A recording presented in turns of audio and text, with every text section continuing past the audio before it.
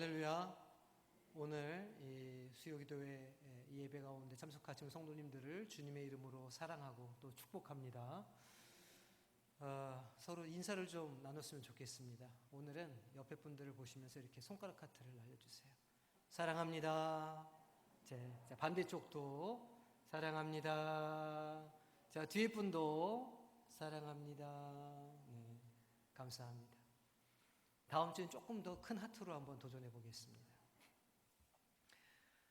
제가 예전에도 한번 말씀드렸는데 이제 부산에 온 지 올해가 10년 차 됩니다. 이전에 이제 교회를 세 군데 있다가 이제 저희 교회에 이렇게 부임하게 됐는데 10년 정도 살아보니 부산이 진실로 좋습니다.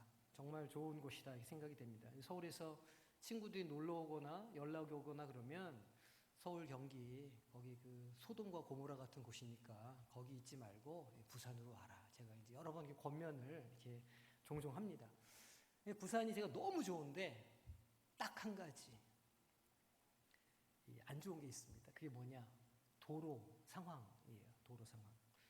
제가 이제 친구들한테 부산에 살고 있는 친구들한테 그런 얘기를 했더니 부산이 이제 전쟁을 겪지 않아서 예전에 그 고려짝이 냈던 길들이 확장되고 이렇게 되면서 그렇게 길들이 복잡하다고 이렇게 설명을 해 주었습니다. 처음에 이제 부산 내려와서는 길이 얼마나 복잡한지 정말 육거리가 그렇게 흔한 동네가 아닐 수 없어요. 육거리, 말이 육거리지. 정말 우회전 좌회전 하려면 몇 시 방향 이렇게 내비가 알려주는데 제대로 들어간 적이 거의 없습니다. 하여간 처음에는 길이 너무 복잡해서 깜짝 놀랐고 두 번째로는 뭘 놀랐냐? 몇몇 분들의 운전 습관이 그렇게 거칠 수가 없더라는 말이죠. 부산에서 운전 배우면 전 세계 어디 가도 베스트 드라이버가 되실 거다 이렇게 이제 생각을 합니다. 영도에 살다 보니 이제는 산악 운전도 자신감이 이렇게 붙습니다. 아무리 높은 고갯마루도 이제는 이렇게 자신 있게 올라갈 수 있게 되는 것 같습니다. 제가 이제 해운대 쪽에 살 때 있었던 일인데 그때 저희 가족이 타고 다니던 차가 이제 마티즈 아시죠? 마티즈 조그만 차 마티즈를 타고 다녔었습니다. 제 아내가 이제 매일 아침 아이가 학교가 좀 멀어서 지하철역까지 아이를 이렇게 바래다 주었는데 이제 월요일 아침에 아들을 데리고 학교를 이렇게 바래다 주러 나갔는데 갑자기 전화가 온 겁니다. 그래서 왜 그러냐 그랬더니 건널목 신호등에 이제 차가 서 있었는데 저희 차가 누가 뒤에서 이렇게 탁 박았다는 거예요. 브레이크를 밟고 있었는데도 1m 정도 앞으로 이렇게 차가 밀려갔다 그러니까 꽤 세게 이렇게 받쳤던 거죠.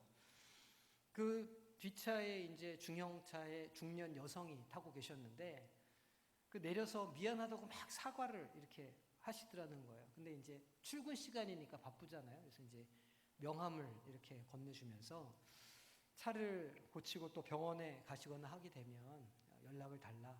그러면서 이제 보험을 부르셔도 된다 그러고 그래서 바쁘게 이제 이렇게 헤어졌다는 겁니다. 제가 이제 전화를 받아서 깜짝 놀랐죠. 그래서 제가 이제 뭐라고 그랬을까요? 잘 됐다. 병원에 한두 주 누워. 좀 쉬면서 이렇게 좀 합의를 이제 해야지 이렇게 얘기를 했습니다. 집으로 이제 돌아온 아내한테 몸이 어떤지 물어보았죠. 목이 약간 좀 아픈 것 같기도 하다 이렇게 얘기를 하는 거예요. 그리고 이제 집에 돌아온 아이한테 이제 좀 어떠냐 그랬더니 자기는 아무렇지도 않다 이렇게 얘기하는 거예요. 그러니 이제 그 다음 날 이 아내가 그 차주한테 이제 연락을 한 겁니다. 뭐라고 했냐면 차랑 몸이랑 다 괜찮으니 마티즈가 생각보다 튼튼한 차예요. 뒤에서 그렇게 세게 받쳤는데 차가 멀쩡한 겁니다. 차랑 몸이랑 다 괜찮으니까 유념 마시고 잘 운행하시라 이렇게 이제 문자를 그 차주한테 이제 보낸 거죠. 그 차주가 좀 놀란 것 같아요.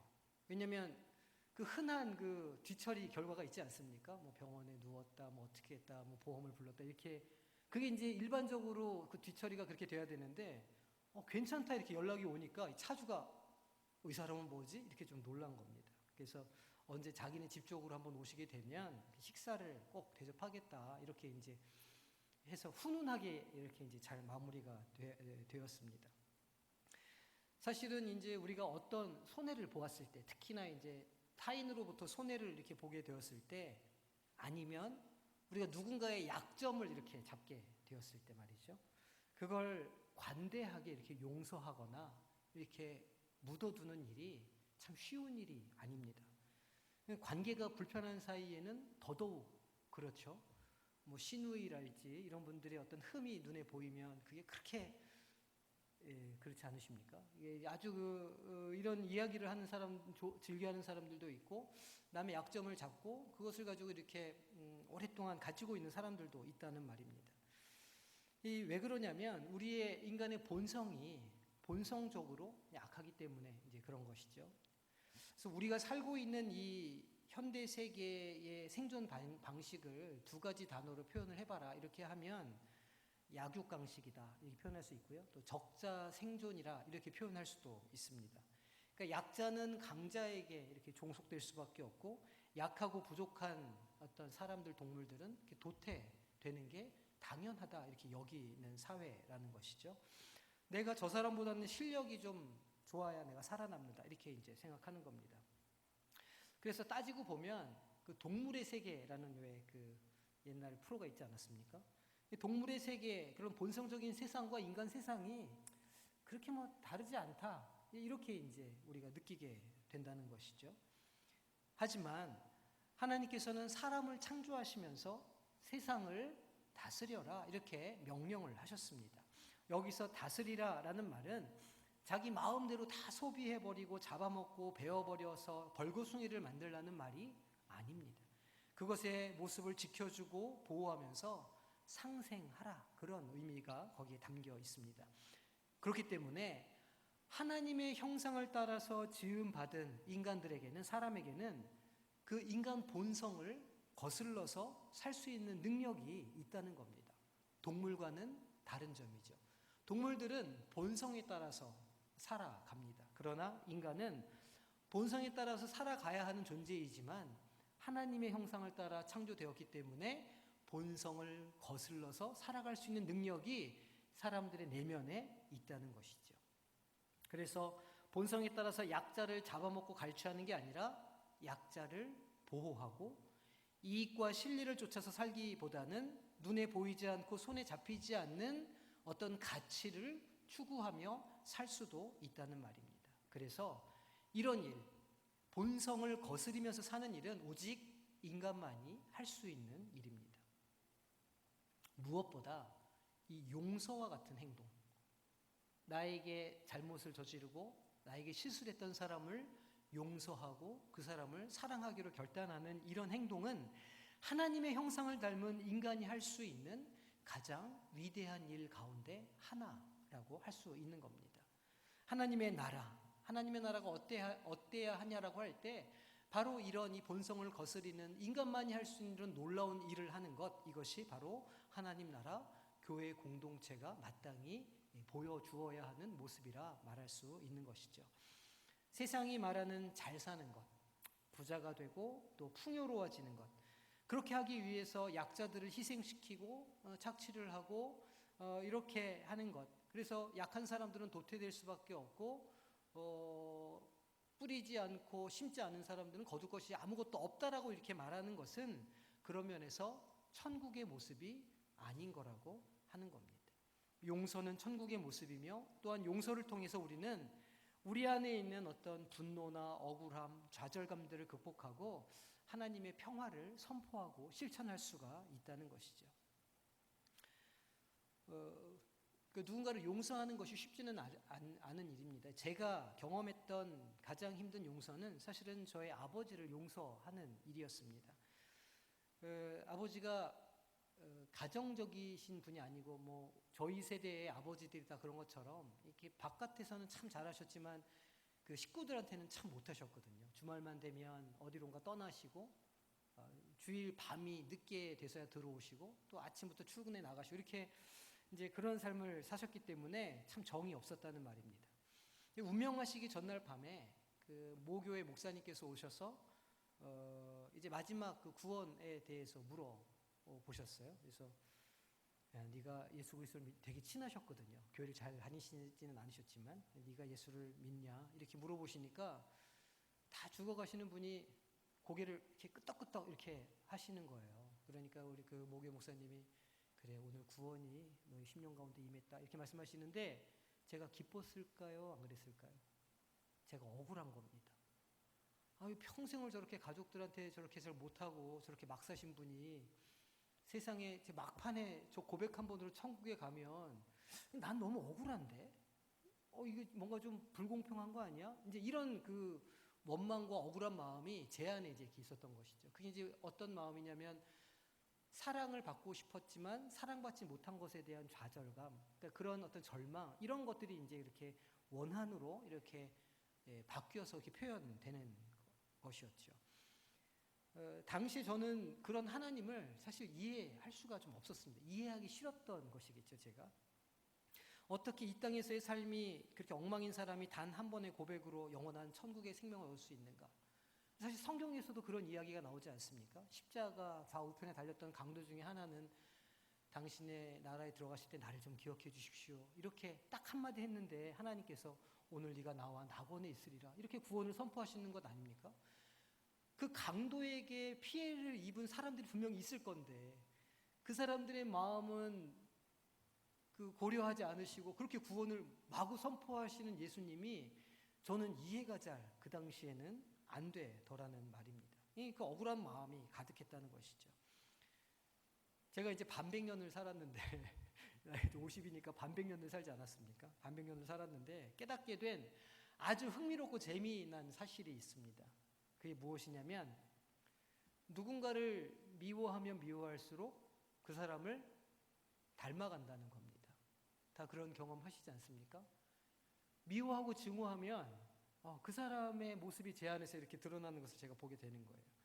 제가 이제 아이를 키우면서 이렇게 살다 보니까 그 제 첫 번째 목표가 뭐였냐면 아버지처럼 살지 말아야지. 이게 제 아버지로서의 첫 번째 목표였습니다. 근데 그 마음이 강하면 강할수록 그러니까 아버지를 미워하고 아버지에 대한 증오가 강하면 강할수록 제 안에서 아버지 같은 모습들이 우리 아들한테 할 때 이렇게 나오는 거예요. 이게 이제 그런 모습이 발견될 때마다 아버지의 모습이 저에게서 발견되는 것이죠. 생각해보면 그럴 수밖에 없는 거예요. 왜냐하면 그 모습을 제가 보고 컸으니까. 다른 모습은 보지 못했으니까.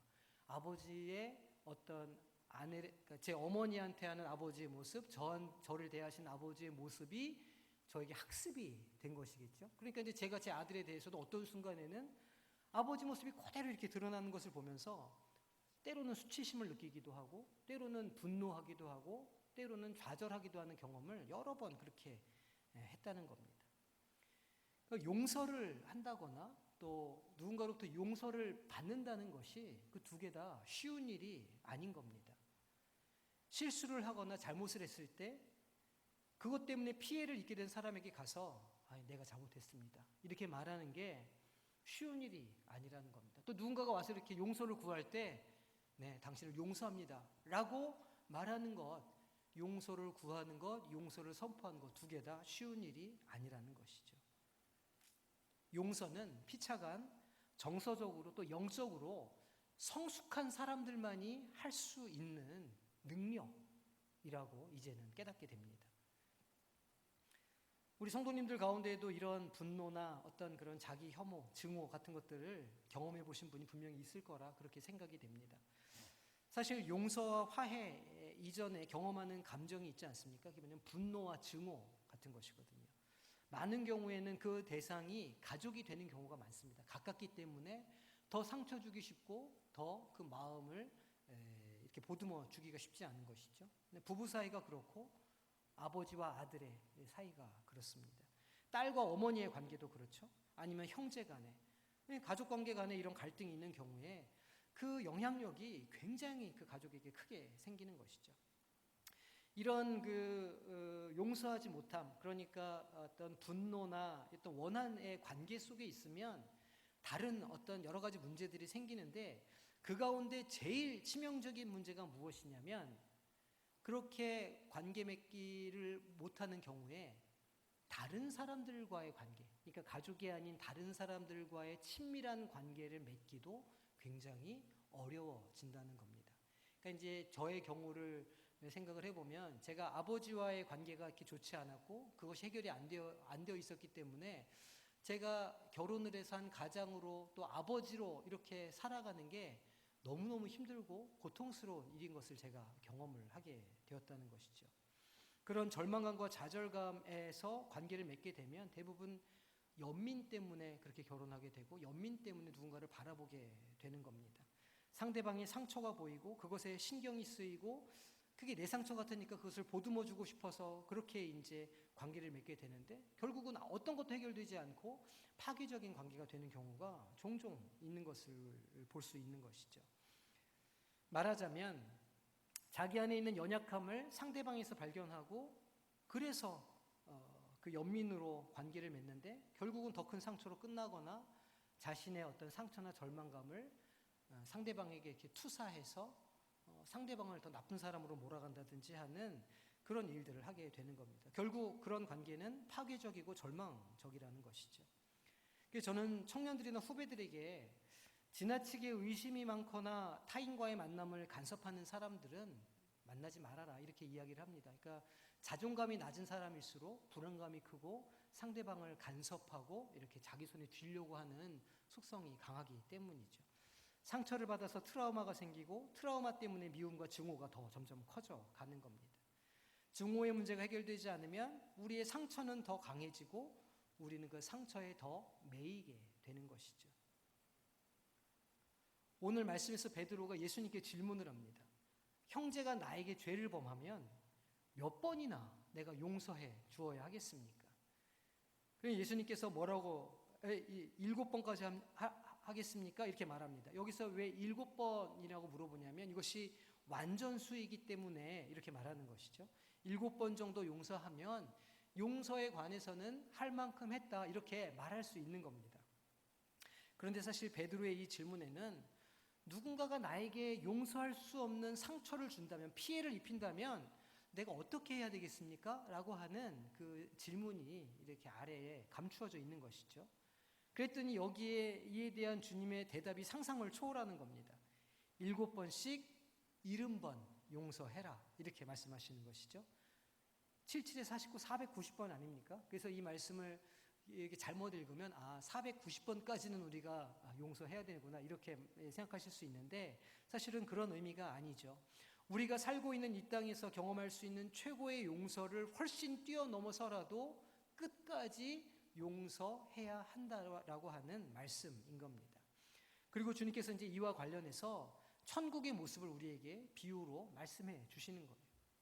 그 내용이 무엇이냐면 그 빚진 사람들의 이야기입니다. 한 임금이 자기에게 빚진 종들과 채무 관계를 이제 정리를 하려고 딱 마음을 먹은 것이죠. 그래서 10,000달란트 채무가 있는 사람을 불렀습니다. 궁전으로 불러서 앞에 이제 딱 앉혀놓고 갚아라 이렇게 얘기하는 겁니다. 10,000달란트 듣기만 해도 뭐가 굉장히 금액이 크게 들리시죠. 지금으로 따져도 환산할 수 없을 정도로 많은 액수입니다. 그렇게 큰 돈을 융통해 간 사람이 무슨 사업을 하다가 망했는지 빈털터리가 된 겁니다. 무엇이 되었든지 간에 이 사람은 이제 왕 앞에서 용서를 받을 수 없는 빚을 진 사람이라는 말입니다. 왕이 뭐라 그러냐면 이 사람과 가족들을 팔아서라도 그 몸값이라도 채무를 얼마를 변제를 받아라 이렇게 이야기를 한 것이죠. 그러니까 이 10,000달란트 빚진 사람이 왕 앞에 바짝 엎드리는 겁니다. 그리고 절하면서 간곡하게 부탁하는 거예요. 제발 한 번만 저를 좀 봐주십시오. 최선을 다해서 평생 그 빚을 갚으면서 살겠습니다. 제발 이번 한 번만 좀 용서해 주십시오. 이렇게 이제 부탁을 하는 겁니다. 얼마나 간절히 부탁을 했든지 왕의 마음이 감동이 된 겁니다. 아유, 저렇게 간구를 하는데 내가 좀 용서를 해줘야 되겠다. 하고서 왕이 그를 이렇게 풀어주는 것이죠. 풀어줬을 뿐만 아니라 놀라운 것은 그가 진 빚을 다 탕감해 주었다는 겁니다. 10,000달란트나 빚을 졌는데 말이죠. 매달 25일이 되면 우리가 마음을 졸이지 않습니까? 그날이 카드 결제 대금을 이렇게 결제하는 날 아닙니까? 25일 날이 됐는데 카드를 이렇게 결제할 대금이 없으면 마음이 편합니다. 그것도 이렇게 마음이 편한데 10,000달란트나 되는 이 빚을 탕감받았으면 그 기분이 얼마나 좋았겠습니까? 너무 기분이 좋아서 이렇게 바깥으로 나갔는데 그만 문제가 생기는 겁니다. 그렇게 기분 좋게 집에 가는데 자기에게 100데나리온 빚진 자가 눈에 딱 보이는 겁니다. 그러니까 이 사람이 기분이 좋은 채로 오늘 정말 좋은 날인데 빚도 탕감받았지. 저기 내 빚진 사람도 만났네 하고 그 사람을 잡자마자 오늘 성경을 보면 목을 잡았다 이렇게 표현하는데 멱살을 잡은 것이죠. 멱살을 잡고 너 잘 만났다. 왜 빚을 안 갚냐 이놈아. 네가 옥에 들어가야 정신을 차리겠냐 해서 어떻게 합니까? 옥에 가둡니다. 결국 100데나리온 빚진 자가 옥에 갇히게 된 것이죠. 한 데나리온은 하루 품삯입니다. 그러니까 뭐 얼마로 계산하냐에 따라서 차이가 있겠지만 이 땅을 10만 원이라고 요즘 물가로 치면 한 달란트는 5억 원입니다. 5억 원. 그러니까 이 종이 왕에게 탕감받은 액수가 10,000달란트라고 했죠. 그러니까 이 사람이 왕에게 탕감받은 액수가 그냥 대충 계산해도 5조 원 정도 되는 겁니다. 5조 원을 탕감받은 사람이 자기한테 5억 원 빚진 자의 멱살을 붙잡아가지고 옥에 가뒀다. 이 소문이 파다하게 온 동네에 퍼진 겁니다. 왕의 귀에까지 이 소문이 딱 들어간 거예요. 이 왕이 이제 화가 났죠. 이 사람을 이렇게 안 봤는데 이상한 사람이네. 부른 거예요. 갚을 수 있냐? 없습니다. 옥에 들어가라. 이 악한 종이라고 왕이 불러서 옥에 가두게 되는 것이죠.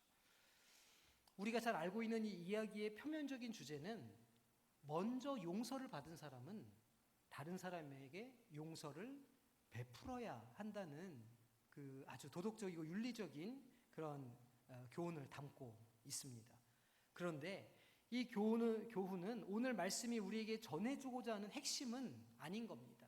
왜냐하면 23절을 같이 한번 볼까요? 그러므로 천국은 그 종들과 결산하려 하던 어떤 임금과 같으니. 천국은 용서의 주라라는 게 아닙니다. 천국은 오늘 말씀을 보니까 그 종들과 결산하려 하던 임금과 같다 이렇게 말하는 것이죠. 그러니까 이 비유의 주인공은 욕심을 부려서 비극적인 결말을 맺은 종도 아니고 또 억울하게 옥에 갇힌 100데나리온 빚진 자도 아니라는 겁니다. 누가 주인공이라는 것이죠? 그 왕이 이 이야기의 주인공이고 핵심이라는 겁니다. 왕의 의도, 왕의 목적이 이 비유의 핵심이라는 것이죠. 제가 이 천국은 마치로 첫 번째 설교했을 때 포도원 주인 이야기를 했지 않습니까? 그때도 이제 비슷한 내용이었죠. 주인공은 일꾼들이 아니라 그 포도원 주인이 주인공이다. 포도원 주인의 마음이 천국과 같은 것이다. 이런 말씀을 드렸는데 오늘 말씀도 그러한 것이죠. 그러면 이 왕이 본래 가지고 있었던 의도가 무엇인가 이것을 알 때 천국이 어떤 곳인지를 우리가 알 수 있는 겁니다. 왕이 채무관계를 가진 모든 자들을 소집한 목적이 무엇이었을까요? 빚을 다 회수하기 위해서 그 사람들을 다 불러 모았을까요? 여기에 비상식적으로 굉장히 많은 채무를 가지고 있는 사람이 등장하는 것은 사실은 상징적인 장치라고 할 수 있습니다. 이 왕과 채무 관계에 있었던 사람들은 사실은 그 채무를 정리할 어떤 능력도 가지고 있지 못한 사람들이라는 겁니다. 왕에게 빚진 사람들은 그 빚을 갚을 능력이 하나도 없었다. 이게 핵심인 것이죠. 이들이 살 수 있는 길은 오로지 왕이 그 빚을 변제해주고 탕감해주는 길밖에는 없는 그런 절망적인 사람들이었다는 겁니다. 그래서 사실 우리는 모두 이 10,000달란트 빚진 자와 같은 인생들이라는 것이죠. 우리 모두가 탕감받을 수 없는 하나님의 용서를 구해야만 살 수 있는 죄인들이라는 것, 이것이 이 비유가 우리에게 알려주고 있는 중요한 내용인 겁니다. 만약 하나님께서 오늘 밤에 우리를 다 부르셔서 채무를 해결하시고자 이 관계를 정리하시고자 소집하신다면 우리가 할 수 있는 일은 아마 아무것도 없을 겁니다. 그저 그 앞에 엎드려져서 용서를 구하고 비는 일 외에는 우리의 공로를 보여드릴 게 아무것도 없을 거라는 말입니다. 맞습니다.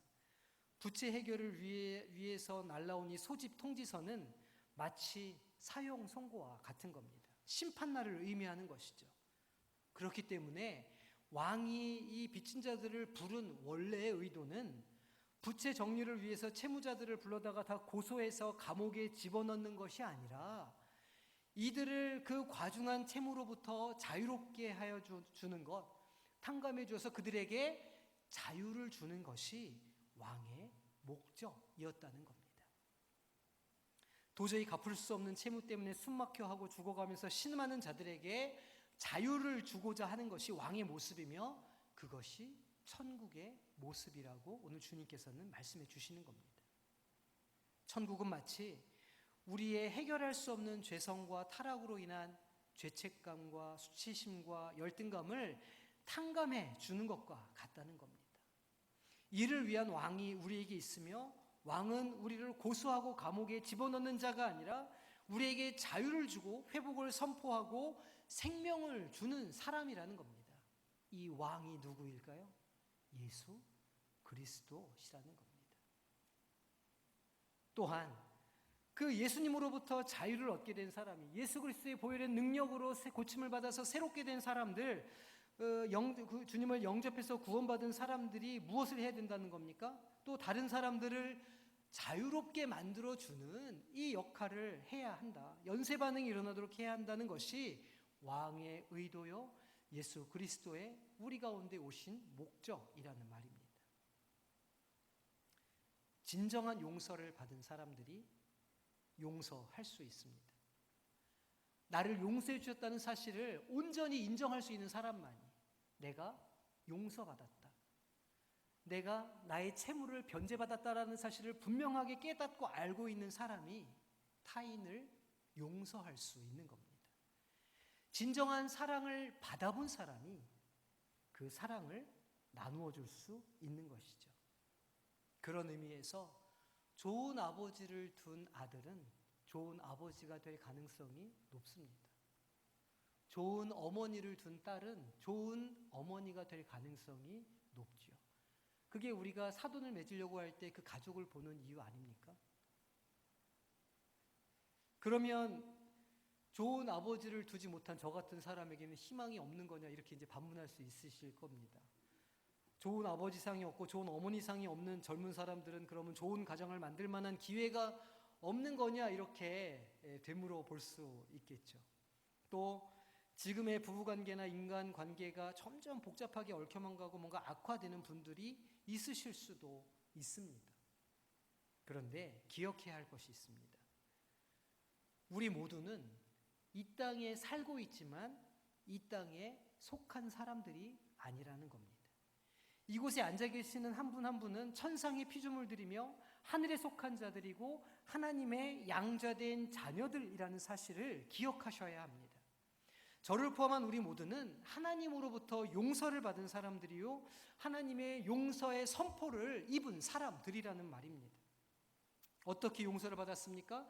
독생자 예수 그리스도의 십자가 사건으로 인하여 그 보혈로 죄 씻음을 받은 자들이라는 말입니다. 하나님의 용서는 그 아들을 대가로 우리에게 주어졌습니다. 제 힘으로는 극복할 수 없는, 우리의 능력으로는 극복할 수 없는 죄성과 무서운 자괴감과 수치심과 자기학대를 우리 주 예수 그리스도께서 대신 지어 주셨다는 겁니다. 그래서 그 주님을 깊이 공감할 때, 주님의 그 선포를, 주님의 그 용서를 내 마음속으로 깊이 받아들일 때 우리는 그 사랑으로 인해서 용서를 인정하고 누군가를 용서할 수 있는 능력을 가지게 된다는 것이죠. 주님께서는 우리에게 말씀하시는 겁니다. 수고하고 무거운 짐진 자들아 다 내게로 오라. 내가 너희를 쉬게 하리라. 주님의 보혈의 능력이 성도님들을 이 땅의 저주로부터 자유케 하는 줄로 믿으시기를 바랍니다. 주님의 보혈을 의지하시고 이 죄성을 탕감 받으신 줄로 믿으시기를 바랍니다. 왕의 마음은 여기 앉아 계신 성도님들 한 분 한 분을 자유롭게 하시는 겁니다. 죄의 문제로부터, 관계의 문제로부터, 우리 안에 있는 수치심과 절망과 좌절의 문제로부터 자유를 주시기 위하여 우리 가운데 역사하시고 일하신다는 겁니다. 그리고 그 일하심이 성공하셨고 우리는 오늘 자유의 몸으로 이 자리에 앉아 있다는 이 믿음을 선포하시기를 부탁드립니다. 우리 안에 있는 그 수치심, 우리 안에 있는 그 열등감과 그 절망감이 어디서부터 시작되었을까요? 부모님입니까? 아니면 학교 선생님으로부터 상처를 우리가 받았었을까요? 남편으로부터? 혹은 아내로부터? 혹은 이웃으로부터? 아니면 가족으로부터? 믿음으로 용서하시기를 바랍니다. 용서가 이루어지지 않으면 우리 마음속에 계속해서 분노와 증오가 남아있을 것이고, 그러면 우리는 본성을 따라 그 증오를 닮아가게 될 겁니다.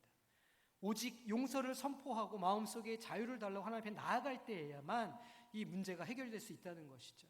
그래서 바울 사도는 고린도서 3장 17절에 이렇게 고백합니다. 주의 영이 계신 곳에는 자유함이 있다. 이 땅에 속한 저주들로부터 도망치시기를 바랍니다. 수치심으로부터 도망치고, 절망으로부터 도망치시고, 분노와 증오로부터 도망치십시오. 그리스도 십자가 보혈의 능력이 우리 성도님들을 구하고 온전케 하며 새로운 생명력을 줄 줄로 믿으시기를 바랍니다. 그러면 이 비유의 마지막에 이 10,000달란트 빚진 자가 결국은 감옥에 갇히게 되는데, 그럼 하나님은 이 10,000달란트 빚진 자는 용서하지 않으셨는가? 우리는 이렇게 질문해 볼 수 있을 겁니다. 맞습니다. 도무지 갚을 길 없는 은혜를 입었음에도 불구하고 그 은혜를 깨닫지 못하는 자는 결국 심판에 이르게 될 것임을 주님께서 말씀하시는 겁니다. 그렇기에 예수 그리스도의 십자가의 은혜를 경험한 사람은 그에 합당한 삶을 살아야 하는 겁니다. 만약 그에 합당한 삶을 살지 못한다면 그리스도의 보혈이 헛된 것이 되도록 만드는 것이죠. 구원은 우리가 믿음으로 받는 것이지만 동시에 구원을 매일매일 이루어 가야 하는 책임도 우리에게 있다는 것을 잊지 마셔야 하는 겁니다. 오늘 본문 말씀 앞에 보면 어떤 내용이 등장하냐면 제자들이 서로 싸우는 장면이 나옵니다. 왜 싸우냐면 누가 더 큰 자인가, 이것을 가지고 제자들이 막 다툼을 하는 겁니다. 이 제자들이 무엇을 한 것이냐면 이 땅에서 하는 것처럼 서열을 따라서 줄을 세우는 것이죠. 너는 금수저, 너는 은수저, 흙수저, 이렇게 서열 따라서 줄 세우는 겁니다. 또 학력에 따라서 줄을 세우는 겁니다. 자, 너는 스카이, 누구 이렇게 쫙 줄을 세워서 또 사는 지역과 자동차 배기량으로 줄을 세우는 것이죠. 누가 더 큰 자인가 하는 논쟁은 어리석은 논쟁일 뿐만 아니라 이 땅에 속한 논쟁이라는 겁니다. 우리가 꿈꾸는 천국은, 우리가 꿈꾸는 교회 공동체의 모습은 이 안에서 가장 연약하고 작은 자에게 가장 큰 사랑을 주는 것이다. 이것을 기억하시기를 바랍니다. 믿음으로 용서를 선포하는 곳이다. 이것을 잊지 말아야 하는 겁니다. 우리의 감정이 좋아서 용서할 수 있겠습니까? 우리가 기분이 좋아서 누군가를 용서할 수 있나요? 그렇지 않습니다. 천국의 용서는 우리의 감정으로 하는 게 아닙니다.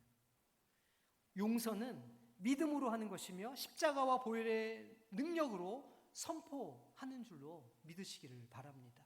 그런 믿음의 용서에 하나님께서 생각지 못했던 위로와 회복의 역사를 주실 줄로 믿습니다. 저희 아버지를 이제 그날이 지나고 다음 날 새벽에 이제 운명을 하셨죠. 근데 이제 돌아가시기 전에 그 시신을 기증을 하겠다 이렇게 말씀을 하셨습니다. 그래서 그 세브란스에 의대 연락을 해서 이제 사전에 연락을 해뒀었기 때문에 아버지가 운명하시고 전화를 했더니 이제 병원에 와서 아버지를 모셔가고 이렇게 있다가 2년 정도 지난 후에 이제 합동 장례식을 그 세브란스 의대 강당에서 이렇게 치르게 되었습니다. 그 이제 2년 정도 모아서 한 번에 이렇게 하니까 꽤 많은 유족들이 강당에 모여서 이렇게 추모 예배를 이렇게 드리게 된 것이죠. 식순이 다 끝날 때쯤에 정말 예상치 않았던 하나님의 위로를 제가 이렇게 경험하게 되었습니다. 그 저희 식구가 앉아 있는 앞좌석에 이제 나이든 미망인과 가족들이 이렇게 앉아 있었는데 한 젊은 청년이 꽃다발을 들고 그 미망인을 찾아온 겁니다. 그 어느 고인의 가족이 맞느냐 이렇게 물어보는 거예요.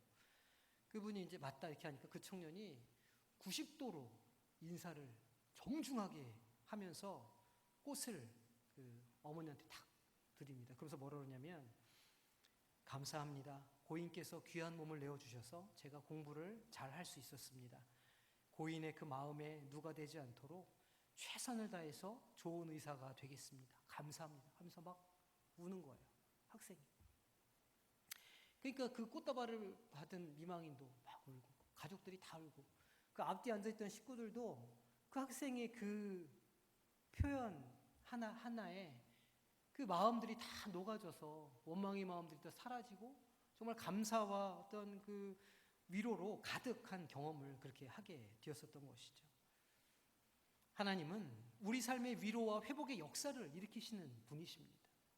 우리의 용서 위에, 우리의 베품 위에 기적을 행하시는 분이시라는 것이죠. 용서와 화해는 새롭고 좋은 일을 많이 만들어내게 됩니다. 용서와 화해는 우리에게 새로운 소망과 꿈도 만들어주죠. 그렇기 때문에 이 화해와 용서가 천국의 모습이며 그리스도를 닮은 모습이라는 겁니다. 오늘 용서해야 할 누군가가 있지는 않으십니까? 아니면 용서를 구해야 할 어떤 사람들이 있으십니까? 그러면 믿음으로 용서를 구하고 용서를 선포하시기를 결단하시기를 바랍니다. 그렇게 하면 성령님께서 그 일을 이루시고 위로해 주시고 회복시켜 주시는 역사가 분명히 있게 될 줄로 믿습니다. 하나님께서 천국의 모습을 이루어가는 가정과 공동체를 세우고자 할 때 우리 안에 일어나는 이 용서와 화해 위에 놀라운 성령의 기름을 부어주셔서 부흥케 되고 온전케 되는 역사를 우리 성광교회 가운데 이루어 주시기를 주님의 이름으로 축원합니다. 기도하겠습니다. 하나님 아버지, 감사합니다. 오늘 용서에 관한 예수님의 비유를 통해 오늘 우리의 모습을 돌아봅니다. 주님, 우리 마음에 그 닫혀 있는 것이, 우리 마음에 있는 수많은 가시들이 혹시 우리의 고집 때문에, 우리의 두려움이나 증오 때문에 있는 것은 아닌지 돌아봅니다. 주여, 우리를 불쌍히 여겨주시고 우리 신비 가운데 이 용서를 할 수 있는 마음과 용기와 은혜를 더하여 주시옵소서. 그래서 우리의 마음들이 녹아지고 열려지게 하여 주시고 그 행동과 선포 위에 하나님의 역사가, 회복과 치유와 부흥의 역사가 일어날 수 있도록 주님 은혜 베풀어 주시옵소서. 감사드리며 예수님의 이름으로 기도하옵나이다. 아멘.